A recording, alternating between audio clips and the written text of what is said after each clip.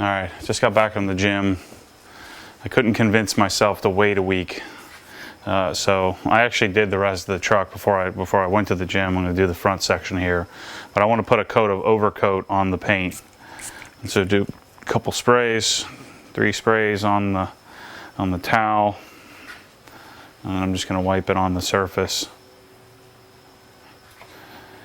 creating a sacrificial layer, if you will, on the surface to hopefully aid in water spots, protect the coating. It still seems a little odd that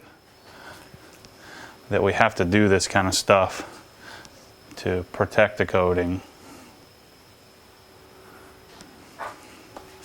So we're taking this rather hard substance, this glass substance, and then I need to protect it from itself. But if we're going to do it, I might as well do it right. And then since I didn't do anything on here, I'll just put a little bit of overcoat on the fender wells. Again, I just didn't want to coat them because I didn't want to create more issues when it came time to paint them. I don't know, I never like spraying it on the towel. I tend to prefer to spray it directly onto the paint. I don't know, I feel like I'm getting maybe not more even coverage, but I feel like I'm getting more on the surface. Just a few squirts per panel. You need to be careful with this stuff. I've learned. I've kind of tested how much I should put on. If you put too much on, it gets streaky. So you don't want to do that.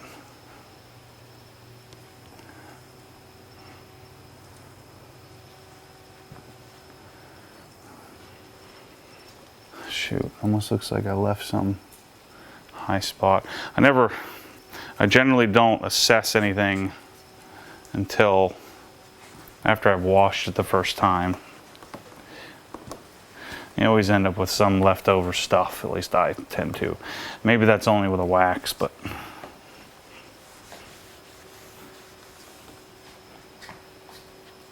I've got to do the windows too. I'm debating whether I want to do that right now or not. I'm not really worried about the front bumper. I didn't coat the front bumper because I'm going to be taking the bumper off. And I'm pretty sure I'm going to paint this grille gloss black. All right, so that's our Kamikaze overcoat installation. Pretty simple. You can use this as a drying aid as well, but again, I think I'm going to be using Polish Angel, the Polish Angel High Gloss and Cosmic Spritz. I'm going to be testing those two as my drying aid. As I was saying, when the camera cut off, the memory card was full, is normally I'm going to remove the wheels, clay them, correct them if necessary, and then do a full wheel coating. But because these wheels aren't particularly good looking, I'll be doing this with the methods when I get those. But I'm not going to do it with these. I got a little overspray on the tire. And then let's do a couple of spritzes up here. I didn't clean this thoroughly. That's part of the reason why I don't want to reuse this towel. But I did clean it reasonably well. But I just wanted to get a little something on here to hopefully aid a little bit when I'm cleaning.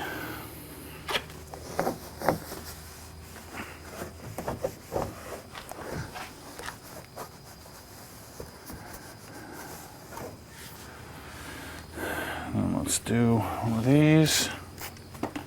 Let's hit our Fox shocks. And then the last part is to add a little pearl to the tires. The tires look good, but I like to get a little extra. I got a fresh sponge because my tires are really nice and clean. So again, with pearl, it's important to prep the surface really well. Right, so I want to use something like Stoner's Terminator. Well, first I want to clean it, right? So clean it really well. And so you'll clean it with Adam's Rubber and Tire Cleaner, or clean it with Shine Supply Wise Guy, which I did. I did a really heavy concentrated version of it in order to prep the tires to get all the junk off of them, you know, all the writing and dots and all that stuff, the weighted dots on them. Because if you don't prep them really well, get them really clean, in fact, even if you do, you know, some rubber, some tires tend to, I forget what it's called, but it's almost like they leak a chemical. Oops. And so you need to make sure you get them as prepped as possible so you eliminate them turning brown. And so now doing this process, so I clean them really well, I soak them down with tons of, with maybe a little extra pearl, and now from here on out, that's all I really need to do. It's a little shinier than I'd like, so I'll come back over this after I'm done and wipe them off with an older towel. You know, but there's our tire again, a little shinier than I like, so I'll wipe a lot of this excess off. And then I got a quick little coating on the wheel, up in the wheel well, on the shock, did the tires, and we're good to go. So that's the last step we have to do on that. So I'm going to go around all four corners and do that. All right, so the project is finished here. I'm just going to wipe some of this excess off. A couple observations, you know, I noticed a little bit of, you know, from the overcoat, I noticed a little bit of streakiness to it that it will take a little getting used to how to use the product. You know, it's a lot of times when I'm doing detailing processes on video, I've already done it. You know, I've already done it a bunch of times, and so as I'm sharing this process, the discovery process of, you know, figuring things out, you know, using some new stuff, you kind of figure out what works and what doesn't. I'm sure that, you know, the next application of, even though, you know, it's pretty easy to do, Kamikaze is pretty easy to install, I'm sure we'll figure out, you know, some tricks and things like that along the way, you know, if I intend to keep using this. I'm going to take the camera back here in a minute after I put the plate on. Another thing I'd like to mention, we got to go around and clean the rest of the tires, is that I really wanted to coat the windows here real quickly tonight and just be completely done with the truck. Let me see if I can get this to lock in here. Good news is I only have 2 holes in this. Good news is I have some 2-hole plate covers coming out, and I think because I'm ordering a bunch more, I think the cost is going to come down quite a bit on these. I'm not sure. I got to figure out what my cost is on them. But before they were like, I think my cost on this plate was like 23 bucks or something like that. And so, you know, selling them for 40, you know, so you make 13 bucks a plate, seems reasonable, you know, making a row, what is that, roughly, you know, 40% margin on it. So I think, and I'm going to come out with, I prefer the black ones, but I'll also be doing, I'm going to tighten this down pretty tightly, like my lines to match up, like my outlet covers. Normally I'd go vertical, but I think I need to go another half turn to keep it from moving around. I don't have a personalized plate on this truck. Couldn't think of anything cool enough. The plate frame is sick. I mean, I know it's expensive, but it just looks good.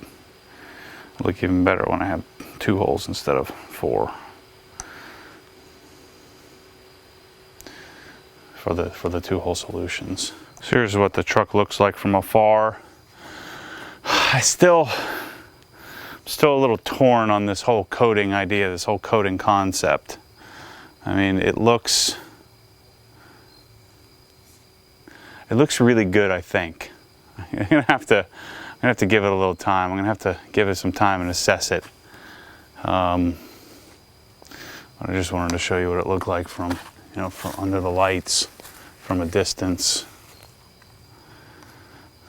I think it looks pretty good. I'll have a lot more thoughts on the kamikaze, doing kamikaze coating. And my initial reaction is it used on the trim is incredible. We'll see how it holds up, but from a look perspective on any kind of this, kind of grainy plastic trim, oh my gosh, it looks incredible. The bed, the area around the bed, this area in front of the windshield wipers, it just looks absolutely amazing. It adds a little bit of richness to it. It looks just amazing. I mean, so we'll see how that holds up. It looks like I was also able to get the polish taken care of using either a combination of IPA and then following with solution finish, and then finishing the plastic with the Kamikaze ISM that I did on the rest of the trim. And my hope is it doesn't turn, it doesn't whiten up here in a few weeks or a few months after washing. So just to wrap up the whole process, again, we did decontamination, which I used my decontamination package that I put together, created a one-click solution where you can just go and click. These are the, I think it's 7 or 8 products that I use to decontaminate the truck. Doing such a large vehicle, getting it prepped and ready to go, took probably three hours or so, something like that, getting the truck done. Then blowing it off, leaving it sit overnight, and then coming in taping. I believe that next day I only taped a little bit, and I had something going on, so I couldn't spend the time taping it. But largely what I did this past week is I took the week of Thanksgiving off. I didn't go into the office. I just came out here, made these videos, and polished on the thing. Did a few other things along the way. Made a few other videos, but in general, I spent time when I felt like it, rather than forcing myself to go through this whole process in one step, and fighting through it. So I then assessed the paint, went through the process of looking at it, found some significant issues on this fender, which again, I don't see any clear coat failure, but I was pulling blue off of the paint. There's a big paint drip. That's another thing I noticed on this truck. There are lots of, I don't want to say lots of, but there are probably a half a dozen spots that are a little, that are not clean, that have like a little dip or like a little dirt nib or something like that, and that happened in the painting process. That my GT350 was literally perfect. I mean, there was a little bit of waviness and ironically in the same fender on the GT350, but other than that, everything else on it was great. This truck, the paint wasn't quite as clean and wasn't quite as smooth. I went through and decided I didn't need to compound. There's a few little deeper scratches, not sanding scratches, probably more just handling that I found through the process that honestly, I mean, you'd have to look under the lights to see them. And again, maybe it's a half a dozen spots total where I was able to go and just perfect finish over it, coat over it, and it's again, I would call the paint, other than those imperfections, I'd call it 90%. So let's take 5% off for the imperfections, 5% off for the the half a dozen areas that I probably should have broke out the compound, and so you have 90% correction. We'll call it. Again, a lot of it is going to depend on what your definition of 90% is. So, Andy Ward Proficient X is going to have a different level of what's perfect than I am. Or Todd Cooperrider is going to have a different definition of perfection than what I'm going to have. But again, I wouldn't even call myself. I'm not a perfectionist. I'm a functionalist. I just get things done. make it look really, really good. And there's a certain point, everybody has a different point, and so I've got the truck to where I want it to be, to keep it, you know, a long time theoretically. We'll see. We'll see what happens with the V8 if the V8 comes out. If I'm trading this thing in or selling this thing quickly, you know, we'll see how the values hold up on these. The value certainly has held on my previous gen V8. I think they made a lot less of those than these, but I don't know. We'll see. So then going through the process of coating, so we had to prep the surface using eraser, and then I ended up, after polishing, I felt the need to spray the truck off, which adds another 2 hours worth of work to get it then prepared, dried off and prepared and ready to go, blown off, getting all the cracks and all that stuff blown off as much as possible, so then I can go and coat the thing. And so I did a two-stage or two-step coating process. So we have first layer is Kamikaze Miyabi, second layer is Kamikaze ISM. Very different coatings. This is my first time, other than the real quick spot on the GT3. We ran out of time on the GT3 RS when I was at Esoteric, so I got to spend a little bit of time with it, but I honestly haven't dealt with this coating, and so not being a coating expert, not having done a lot of cars with coatings, I was able to get the job done pretty well. I noticed a couple of spots after the fact. I see there's one little spot here from look like the Miyabi. Same thing happened on the passenger door handle that I'm probably gonna have to polish out and I don't know, recoat. Very minor. There's like, it almost looks like there's a little oil slick on the door handle. I may have forgotten to wipe that off or something. I'm not sure. So I noticed that. But Miyabi goes on pretty easily. The ISM goes on just as easily. You would let the Miyabi sit a little longer, you know, 5, 10, maybe even 15 minutes before you wipe it off. The ISM, you're going to want to do basically one panel at a time. I do one panel, start the next panel before I even finish that panel, come back, wipe it off, finish the other panel, and then kind of wipe half the panel off. And so I found myself doing a panel at a time. I let one sit probably 6 or 7, maybe 8 minutes. That wasn't a good idea because then it got a little harder to wipe off. So I found that the best procedure was to do almost a half a panel at a time because these panels are so big. You know, like I did this section of the hood, wiped it off, did this section, you know, wiped it off, and kind of worked through that process. Or what I did was this section of the hood, did this little section here, wiped that off, came over here, did this section, wiped that off, came over here, did this section, wiped that off. So I try to break it up into small panel, big panel, small panel, big panel in order to get the ISM and wipe it off. But it goes on really thick. It's a really interesting coating. And again, we did that on the trim. So not bad working with it. You know, seemed okay. I did we just saw toward the end of the series here. I just spritzed the wheels with some of the Polish Angel Super Sport, and also at the end of, you know, so here tonight. So this is a whole nother day from finishing the coating last night. I did a coat of Kamikaze Overcoat to hopefully aid in any water spot issues, or at least help alleviate the chance of water spots. I'm going to continue to treat the paint with what I'll probably do is once every 4 washes, probably do Overcoat, but then use Polish Angel. I'm going to transition between Cosmic Spritz and High Gloss. I have a feeling I'm going to like High Gloss better on this blue paint, and maybe Cosmic Spritz on the white paint on the GT3 RS. But I'm going to experiment with those as a drying aid, and use those as a like interim protection or in-between protection, in between using Overcoat as my sacrificial layer. Again, continuing to build the base layers of Kamikaze, and then hopefully I'll get, you know, a couple of years out of it. I mean, that would be my expectation, would be to get a couple of years out of the silicon dioxide coating, and continuing to add, you know, layers of silicon dioxide to hopefully keep it maintained. You know, being in Florida, you know, bugs and contamination tends to catch up to us. So that would be, you know, one thing that could cause a little premature failure. We talked about the tire process, which I'm going to do again because I'm going to probably order my Method wheels here this week.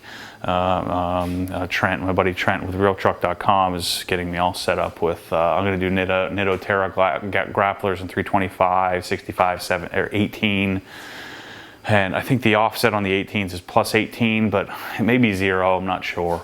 I want the same offset I have on my other Raptor because it looks fantastic. Nice and perfectly flush. I'm going to get the fender wells painted, do a front bumper. I got to get the radar detector figured out in this thing. I'm going to do a unit in R3 on a blend mount. And I won't do anything with laser. Living in rural Florida, I don't have laser issues. Plus, to do laser in 4 different cars is going to be expensive. So anyway, that's the Raptor series. Oh, the glass. I didn't do the glass in this series. I'm going to do the glass next week. I have to be done with this for a little while. So next time I wash it, I actually want to hit it with some CarPro Siri glass. I noticed some water spotting in the glass, right from the factory, probably more than transport. I noticed when we polished, we actually compounded the glass with Jesscar on my other Raptor. It came out really great. I'll probably do Siri glass on a rayon pad, just do a couple of passes. I mean, you're not going to correct out scratches in glass that quickly. It takes 45 minutes of grinding away in one spot to get real scratches out of glass, but mainly just to take that whatever that junk is, that film is on the glass, so then I can follow with eraser, probably straight up alcohol, and then hit it with some Optimum gloss or Optimum glass coat, the consumer version. So I'll probably just do a whole video on that. Anyway, stay tuned for more. I got to do first wash on the GT3 RS. I haven't washed it yet, so that'll be fun to see the water shooting off of that. That again has ISM, so it has Suntech PPF on it, Suntech Ultra, Kamikaze Miyabi, Kamikaze ISM. I'm sure they probably did Kamikaze Overcoat. If they didn't, I'll be putting a layer of overcoat on it. I'm probably going to put a layer of overcoat on it anyway. If it's a second layer, it's a second layer. So I'll be doing that here shortly. I've got to do update you on my black car cleaning process. So I'm going to talk to you about how I clean the S2000 and how it's different than cleaning these other cars because of how soft the paint is. I'm going to do also all kinds of updates on the S2000. I've got to talk to everybody about all the crap that I did to the thing. I'm also going to do real shortly here, probably this weekend. I'm going to show you my tire cleaning and prepping procedure to get the tires prepped to then look good all the time. It's really not rocket science, but I'm going to show you that process. I'm sure we'll talk through denibbing the tires. I have Cup 2s on that car. So we'll prep those tires for a good slathering of CarPro Pearl, and then that next wash will remove a bunch of the extra, and then from there I'll just do routine maintenance, and they'll stay nice and satin looking forever. And so that's a process that I'll share. I want to race the S2000 and the GT3 RS, so I'm working on getting onto an airstrip. I don't like the idea of going out to a highway and doing a roll race. I don't know, it just makes me nervous. I have bad luck on that kind of stuff. I'm the guy who gets pulled over.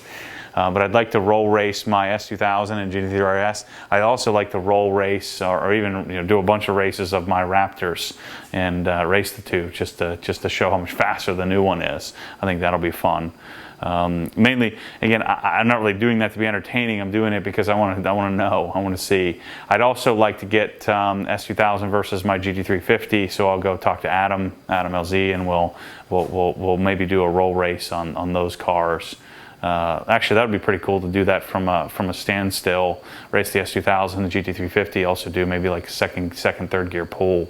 And then, just to show the launch control in the RS, maybe show a standstill race and watch the RS annihilate the other cars just because every time you launch it perfectly.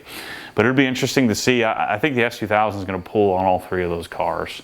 It's getting roughly 475 horsepower at the crank, so we're 405 at the wheels.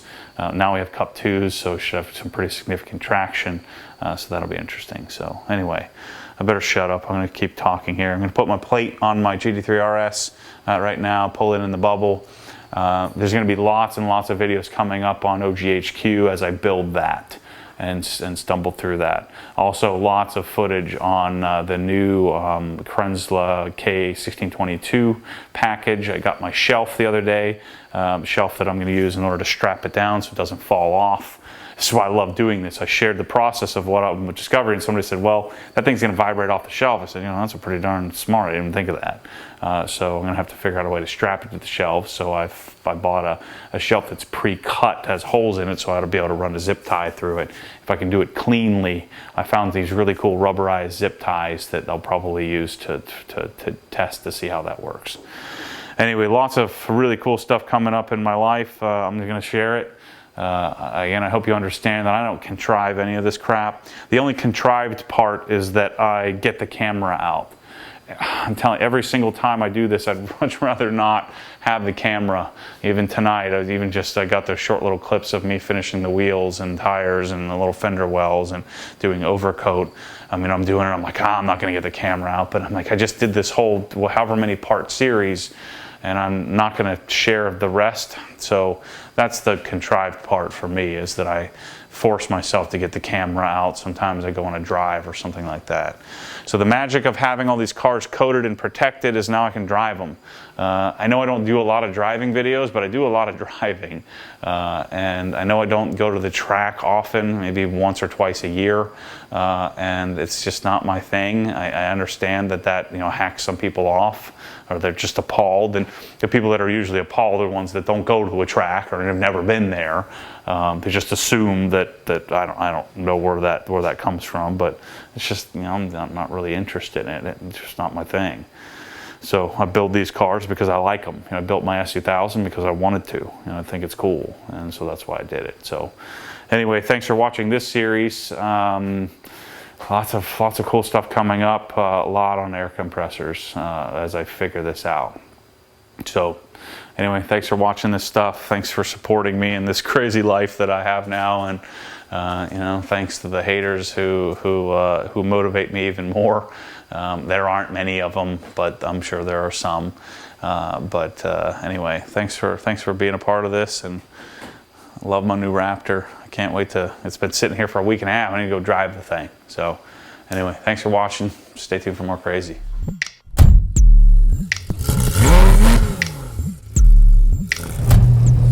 What happens when the force pulls you back, your foot naturally comes off the gas. You have to keep your foot to the floor, foot to the floor.